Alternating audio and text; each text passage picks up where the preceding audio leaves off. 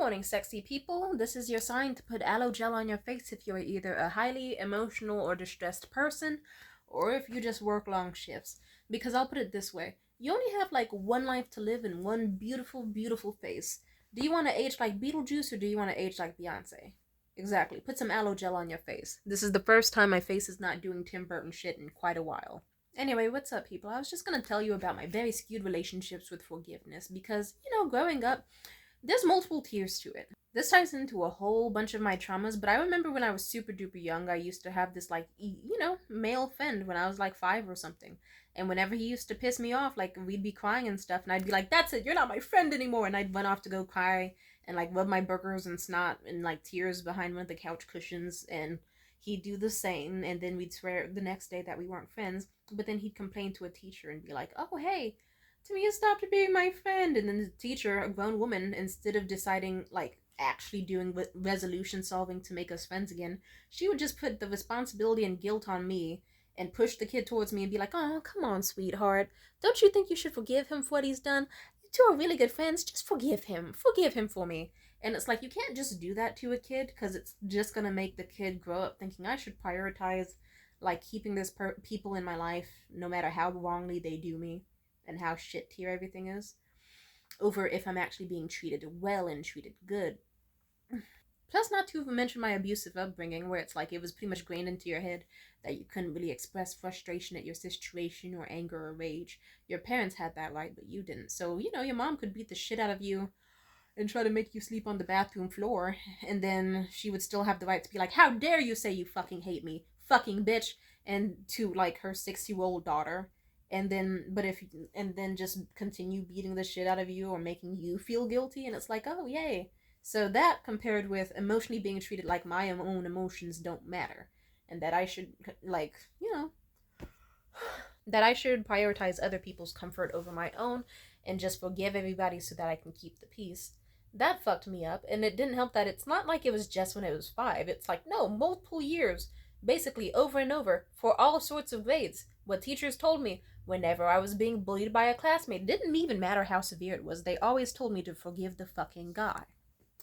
So it would be like, okay, 4th grade, Monica May from Sequoia Elementary, if you ever see this video, you fucking redhead whore, fuck you, and if I ever see your son, I'm going to suck his dick, I'm going to make him fall in love with me, and then I'm going to make him estranged from you, you fucking bitch, because of how badly you fucked me up with your bullshit, you cunt. I'm gonna make sure your son gets addicted to this pussy. His son's in rehab. I shouldn't say that. But still, sorry. People deserve to be rehabilitated, but that's not the point. I remember 4th grade, Monica May's class, Sequoia Elementary School. I was stressed out because it's like, yeah, I was crying in the bathroom every single day before fucking school because I hated the idea of going. Because there was this one specific kid who was, like, supposed to be a grade or 2 older than me, who was sitting across from me. And he would call me stupid, he would call me ugly, he would call me dumb, he would call me fucking anything he could, basically. And he would kick the shit out of my legs underneath my desk, swearing that my feet were going under to where his were, because our desks faced each other. But in reality, no. They never did. He would just kick me for fucking fun. And then I would go home every day with bruises and scratches and scabs on my legs. And I was miserable. And I remember going to school and then having a whole PTA meeting about it. And what happened was, my hoe-ass mama and that hoe-ass bitch Monica May both sat there, arms crossed, like, oh, sweetie, don't you know guys just do that because they like you? Come on, he probably just has a crush on you. And it's not like I can focus on just you. I have all these other kids in my class. If I could focus on just you, I would. But I can't. So therefore, why don't you just, forgive him, pretend what he's doing never existed. And that shit sucks. Fuck you. I hope you kill yourself, and I hope your son never sees you fucking again. And I know that's a very horrendous thing to say about a woman who's dealing with her son, like, in rehab and addiction and all that. But imagine, I have a fuck ton of stories of what that bitch Monica May did to me. So let's just say I'm going very light with all the words I'm saying. Moving on. High school. There were multiple exes of mine just refused to let me go. They would have that primal jealousy thing where they wouldn't even want me. They just liked having access to me and my praise and, like, nudes and being able to sexually manipulate me for whatever they wanted. But they didn't like having to actually put in effort. But the second I even hinted at moving on, suddenly the world would be coming down at my feet. Everything would be crumbling. They'd be starting all types of bullshit. They'd be on their Drake, like, emo heartbreak shit while also simultaneously trying to spread rumors about me sexualized. One guy even lied and said I ate his ass. And I can tell you, without I've talked about throwing up on penises. I would be honest right now and tell you if I did eat that guy's ass. Did I eat that guy's ass? No, I didn't. Also, it's very strange. Why are you, as a man in high school, trying to spread rumors that your ex-girlfriend ate your ass to impress your homies? It would already be a weird thing to tell your homies if it was true. It's even weirder that you're just lying about sexual acts to impress your friends. That's giving homosexual. That's giving I know what you are. Also, I'm gay. And then guess what those fucking teachers told me? They told me, oh, just act like they don't exist. Just act like they don't exist. And what's fucking funny, another bitch I'm gonna curse out, Courtney fucking Gomorrah, Skyline High School. You know what you did, you fucking whore. And I hope your family dies in a fire. This bitch knew everything. She knew that he tried to leak my nudes to everyone in class after I broke up with him for attempting to cheat on me. She even witnessed the day that he fucking slammed my head into the keyboard in class. She witnessed all sorts of shit, and what was her instinct to do? Was it to protect me? No. No. She had the same instinct as all the others.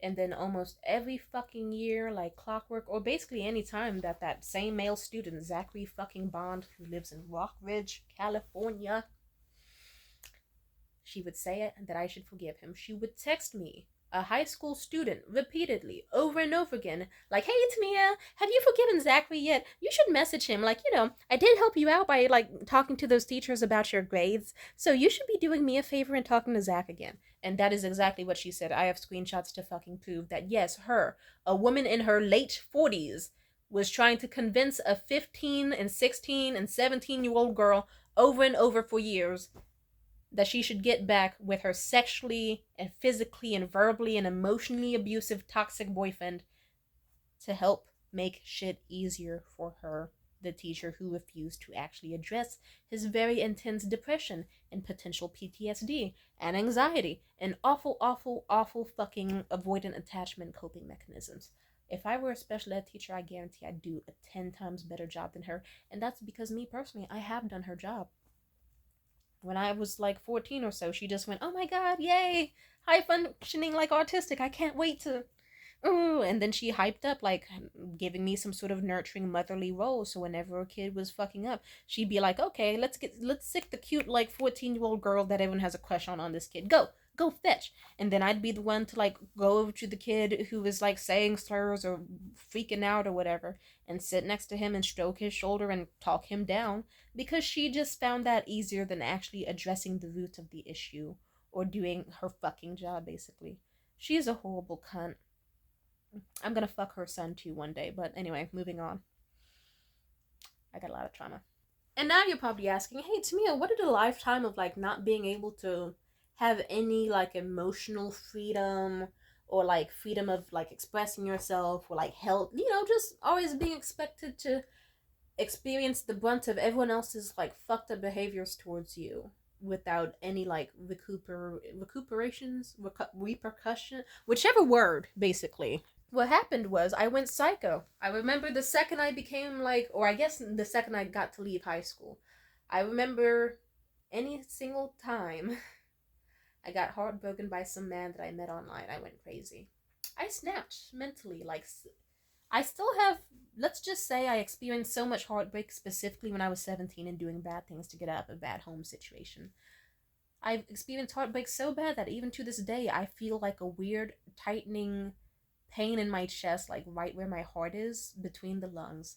And it feels like strings are being pulled out or cut. And it hurts so bad that I know the only thing I can do is hurt people. I know that if I don't do anything, I'm going to die. I'm going to die of a literal heartbreak, of all the strings. Oh, my heart's beating so fast as I say this. I know that I will do something bad. It's basically like, imagine 1 second you're okay, but then once you meet someone who can't communicate or wants to hurt you and doesn't want to admit that they hurt you, and those awful things, your body starts giving you the option of, 1, allow yourself to rot in bed as they're happy.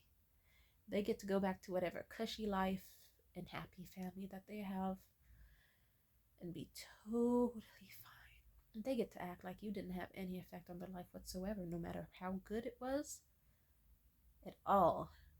You will not have any wins. And you can just die there covered in sweat, dehydrated, chest pains, lung pains, just everything sucks. And you die alone in your bed with no one there to help you or love you. And even your own family probably won't find your body for like a week.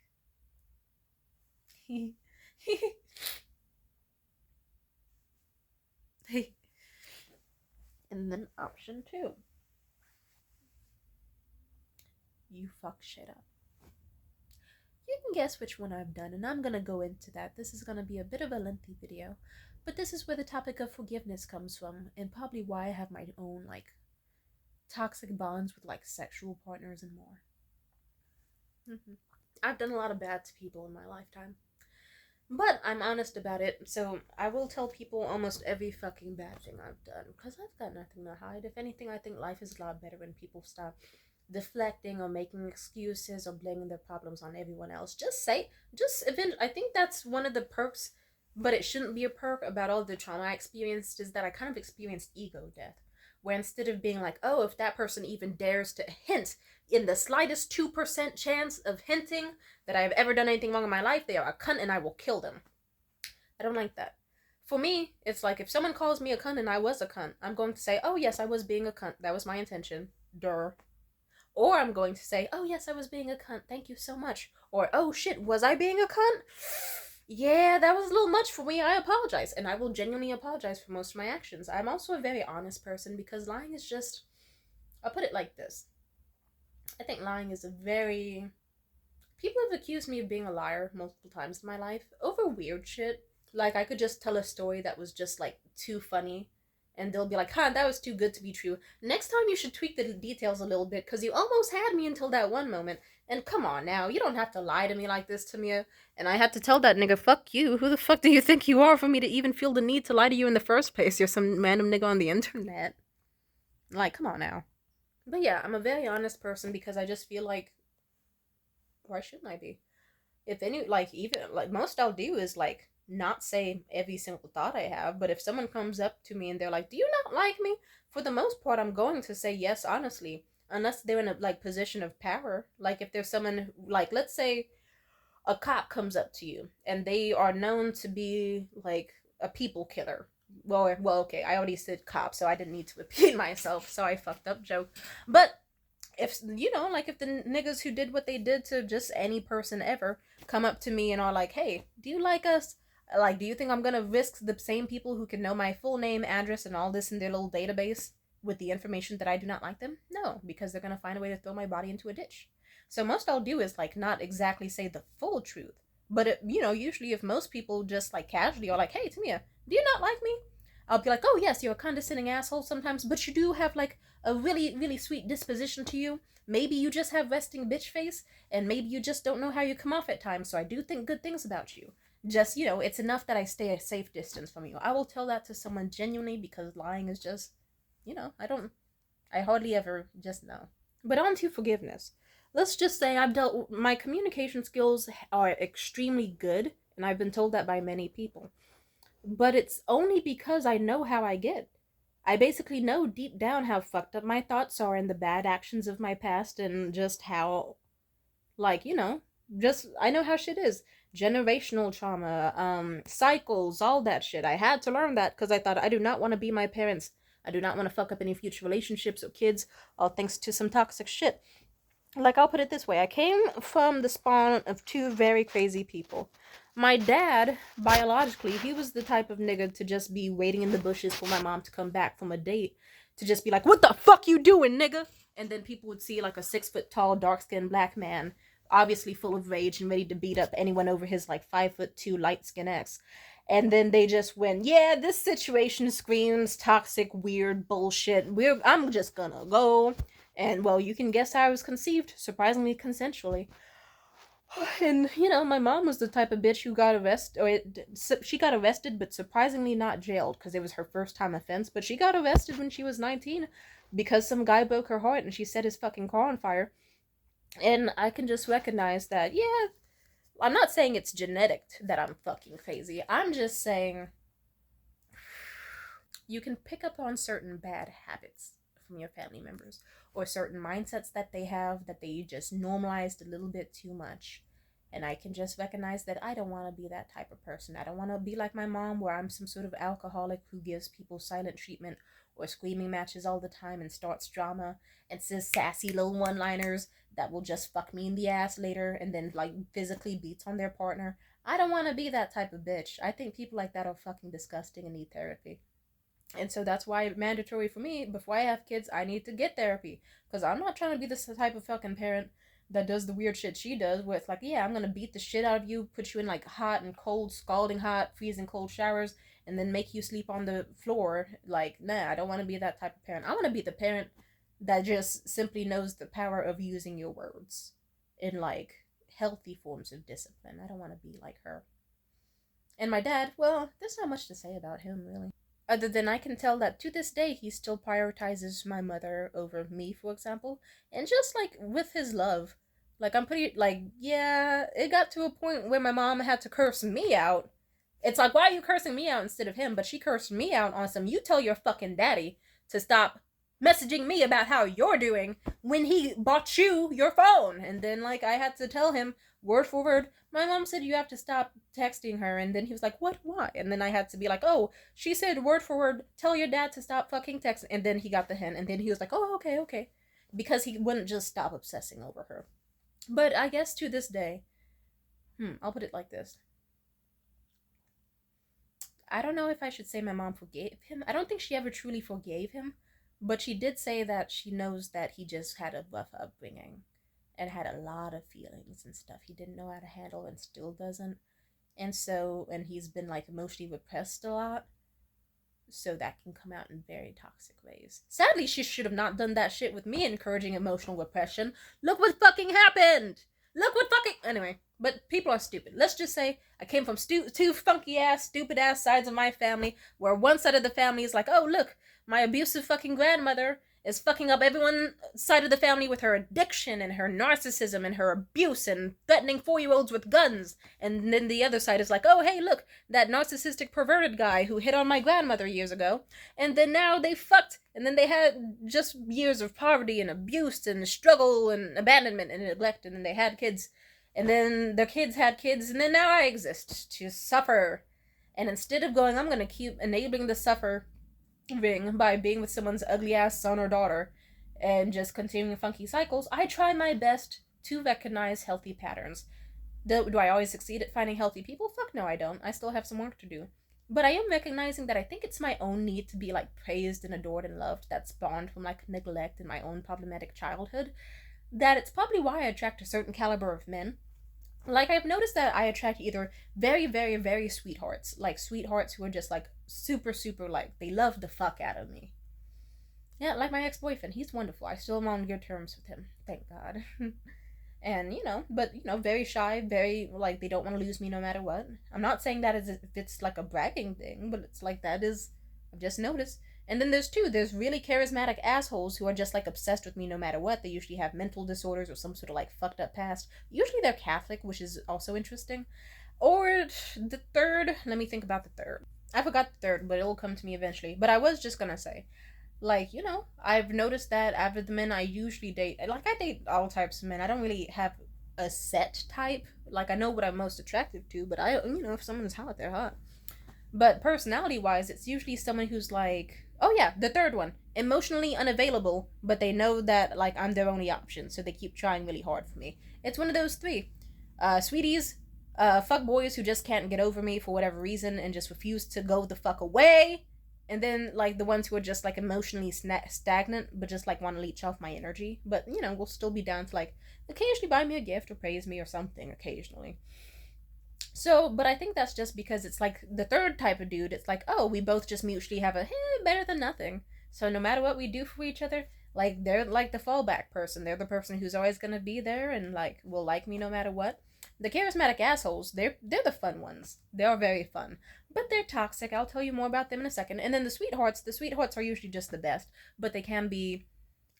Let's just say some of them can turn into people like my biological father and, get restraining orders against them. And other times they can just be like, mentally healthy, well-rounded individuals who just genuinely have love for you. But it's still a dime toss, I'll put it like that. And so I've done a lot of bad shit to people over the course of my life. Sometimes people will forgive me just because like they have done me dirty in the first place. So they'll be like, okay, I'm not gonna apologize for what I did to you. Because they know they'll like need a certain level of maturity. But they will go, I'm not apologizing for what I did. But if you want, I can put you on my health plan for some insurance for like therapy. Because I really think you need therapy. Please get therapy to me. I know you had a bad life and a fucked up relationship with your mother. But please get therapy. And I'm not filing a restraining order because I want you to get a job and like go to school one day and just have better life quality versus just going to jail or being stuck with your mom forever. And it's like, even though I don't like those niggas to these days, I still respect that they did that. I do. I should have taken them up on the offer of therapy. Why didn't I? I don't know. Oh yeah, I was probably too busy losing my fucking mind. Or we fucked. Yeah, we usually sometimes me and the dude fucked, and then they reneged their offer. It wasn't like sometimes a guy could be good or bad, but it won't stop me from going nuts. So that's why my communication has to be good all the fucking time. People are like, wow, to me, you're so eloquent. You always seem to know what to do or say. And it's like, yes, because I had to pre-plan. Like my brain does that thing where it's like a coward dies 1,000 deaths and a hero dies only one. I have the 1,000 deaths. I picture 1,000 ways that something can go wrong and how to potentially resolve it if the situation ever comes up to me. I spent years and years and years of being friendless and isolated and neglected. I had plenty of time to brainstorm how I'd handle a bunch of very, very complex situations, and so far in my adulthood, it's done nothing but help me out. Yay. But, so yeah, overthinking has done me some good. So now I'm prepared for a whole bunch of stuff. And also, niggas just like to come back. They always come back. So whenever I have met someone who does not communicate well, no matter how much I beg or plead or insult, sometimes it doesn't hit hard enough, so it's like, okay, I'm going to contact every single fucking member of their family. They never know how I get the information. They never ask, usually. They're just like, what the fuck? Or it's like, okay, if I can't do that, then I'm going to just, I'm not going to reveal everything. Let's just say I am not mentally stable at times. I am not. So that's why I heavily, heavily always encourage healthy communication and talks and understanding, because otherwise I'm going to set that nigga's fucking car on fire. And I don't want to do that. I don't want to go to jail. I don't want to go to jail. First offense or not, I'm not trying to do that. Orange is a nice color, but all the fucking time? No, I need some variety. So, I don't know. It's like pleasant, but it's bad. Because sometimes I do meet people who are like mutually on that level of toxicity. And it could be just like dudes with mommy issues or dudes who just grew up with that same shitty bond and are just like used to being degraded and have like no, like, they're not used to hearing healthy words of love and affection. They're just used to like, their mom cursing them out growing up and don't think they're worthy of love or whatever. So sometimes that shit helps because it's like, okay, there's a certain bar that I expect them to hit and never like any further. Like whenever I do expect high from them, usually that's when I fuck their life up. And then it's like, okay, never mind. I'm telling your girlfriend what you did, or I'm telling you some, I just do some fuck shit. And then they blow up at me, then give it a few weeks, and they come back and they apologize, or they just offer to make it up to me, and then we fuck again. I don't usually fuck guys with girlfriends. That only happened twice, and one of them was out of spite, so that's a long story in itself. And it was accidental. But sometimes it has. Plus, some dudes just have multiple times been fucked over by me, so for them, they go into the situation knowing, okay, I'm gonna keep. Sorry if I don't know if I already used the red button metaphor for this, but they'll just be like, okay, I already know what to expect with Tamia. And then it's like two paths on what they can do. Either they just go, okay, I know that I have to avoid X, Y, and Z in order to not get Tamia to be a crazy bitch. And there's two paths. You either do X, Y, and Z, and then, oh, shocker, Tamia, like, goes fucking crazy, shocker. And then they don't learn their lesson, they keep doing it again. Or they decide not to ever do that shit again because they learned their lesson the first time. Two diverging paths on, like, the types of dudes in my life. But this, like, the first half I mentioned, it's funny because it's like them being like, there's a bright red button that says do not push it. I'm gonna keep pushing it and watching, like, every one of my friends get mad at me and my houses keep exploding and my car keeps getting torched, and I'm just gonna keep being surprised, but I'm gonna keep hitting the fucking button. And how dare Tamia ever build this button in the first place, even though she told me not to push it? And that's kind of like the vibe they have. So there's some, like, I actually have like multiple people in my phone right now who I've cursed out on multiple occasions. Or I've done some really, really, really awful shit to, but they just keep popping up. It could be for any reason, just because they like the friendship vibes and they like the talks, or because they want to fuck me. Usually they want to fuck me, but sometimes they do, like, So, hell, this was even inspired because just yesterday, Or okay, technically just last week I hooked up with this one guy. You know, we've been an on and off thing. Oof, this guy's a fucking idiot. Let's just say he put me at risk of something. And I told him, you have 3 hours to contact me back and to be honest with me right fucking now. Because I know he's a pathological liar and that he's avoidant and shit. So I told him, you have 3 fucking hours to respond to this message or I'm gonna fuck you up. He didn't respond. And then several very toxic messages to almost every one of his family members I could find online later. Nothing happened. But then 1 week later, exactly just yesterday fucking afternoon, he was like, hey girl, you want me to eat your pussy? And I was like, first of all, no! Second of all, are you still seeing your therapist? And third of all, what the fuck? What the fuck? And then he was like, yeah, what you did was fucked up, but that was on you. That was not on me. So why should I care? And I was like, that's such a stupid what? But he was like, yeah, I just want to eat your pussy and fuck you really good. I don't care what you did. And also, and then he showed me that he got STD results back, and he's like, I never gave you anything. So congratulations, you lied for nothing. And I said, I did not fucking lie. I had the swollen throat and the bleeding and just so many symptoms. But anyway, but then he forgave me, and I don't know. It's something's a little sexy about that. I'm not, well, okay, maybe it is a little sexy to be able to do whatever I want to a person no matter what, and they just go, oh, I still fucking want her and crave her and desire her badly no matter what. That is a little hot. Also, I've read too many enemies to lovers comics, and also I just, one can appreciate the whole, oh yeah, this person can see the absolute worst sides of me no matter what, and still decide at the end of the day that I'm still someone they want to be around, whether just for sex or because they just genuinely like our bond. And I don't know. It's toxic, but, you know. So I guess this is how the whole toxic bond thing works. If you're ever like, why does that couple keep hurting each other and getting back with each other? It's because usually they had fucked up upbringings and fucked up displays of love. And for some reason, at the end of the day, despite noticing that there's things about the other person that disgust them, that they still have insane amounts of lust and just like a border of like trauma bonding plus like low expectations but high hopes within each other. So, me and that same dude, like, he forgave me, but I straight up told him, because I care about him and because we have had genuine talks outside of fucking, I told him, are you sure you even want to do that? Because, are you seeing your therapist? And he was like, yeah, I am. And I didn't believe him because he's a pathological liar. And I said, okay, how are you doing today? Are you going manic? Because he has intense bipolar depression. And he was like, yeah, no, I'm fine. This is where, like, the toxic cycle thing kind of comes in handy, because like the first time around with the first few cycles, you'll just think this nigga's a bitch ass nigga, I hate him and I want him dead. But then once you're on like the 26th cycle or so of them doing some dumb shit, and you already know all their habits, and like they've already had their big dramatic honesty revealed to you and shit, you just know what to expect. So for him it was like, I just knew.